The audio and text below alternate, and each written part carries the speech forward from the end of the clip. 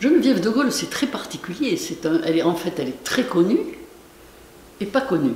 C'est quelqu'un de connu, pas connu. C'est très paradoxal.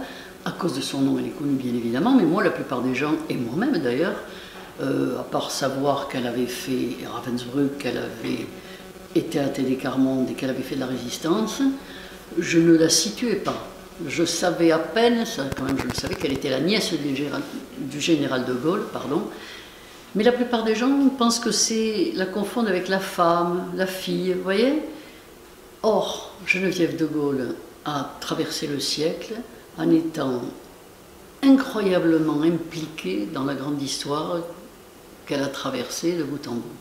Et elle a fait jusqu'au bout, comment dire, c'est une femme de volonté, c'est-à-dire elle s'est engagée, Geneviève de Gaulle, et elle a mené son engagement jusqu'à terme.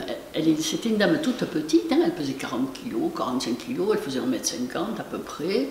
Elle était assez, je dirais, physiquement insignifiante, sauf qu'on la voyait en vrai, elle avait quand même une classe, elle se tenait très droite, elle était habillée très chic, discret, hein, les habits de sa catégorie sociale.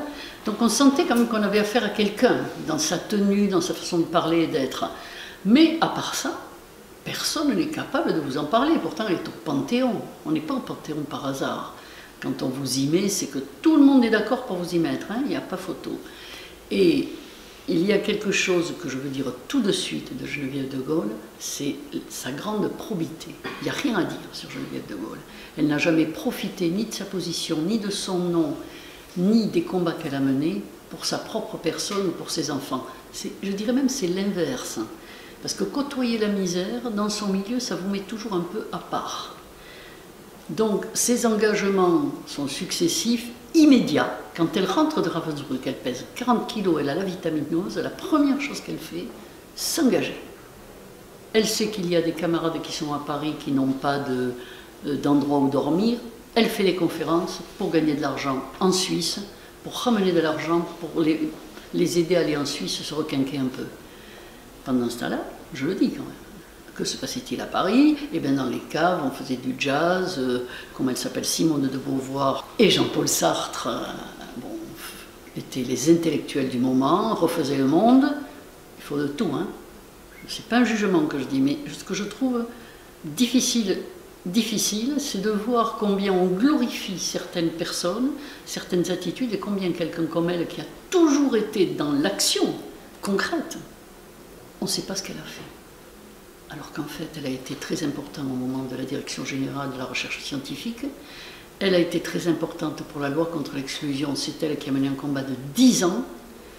Elle a mené le combat avec le père Joseph Rezenski pour le RMI. Enfin, et elle a monté l'ADIR, l'association pour aider les déportés. Parce que quand les déportés rentraient, il ne faut pas croire, elles n'avaient rien. On ne les attendait pas, c'était la libération, il y avait une pagaille monstrueuse. Moi, j'ai réalisé tout ça. Vous voyez, on ne le sait pas. Personne ne les attendait. Vous savez ce qu'on leur a donné quand elles sont arrivées? Un peu de quoi se changer et un ticket de métro. Mais il y en a beaucoup dont le mari avait été mort en la résistance, le fils aussi. Les logements étaient occupés par d'autres, elles ne savaient même pas où étaient leurs meubles. Personne pour les aider. Et bien Geneviève de Gaulle, elle a pris les choses en main, elle pesait 40 kilos. Et elle a fait le tour de Suisse dans des conditions que je raconte dans le livre, parce qu'aujourd'hui, quand on dit je vais faire une conférence, ou bon, ben, vous prenez le train, le taxi, je ne sais pas, à l'époque, vous savez, c'était du brigolage, il n'y avait pas tout ça, surtout après la guerre. Donc on se faisait porter par quelqu'un d'autre prenait le relais, on dormait chez l'habitant, on était loin du luxe, et c'était hyper épuisant. Surtout parler des camps quand on en revient. J'insiste là-dessus, Geneviève de Gaulle est quelqu'un qui a des actes d'une grande portée, faits avec la plus grande simplicité. Simplicité d'action, efficacité d'action. C'est vrai que c'est ahurissant de voir combien elle est méconnue.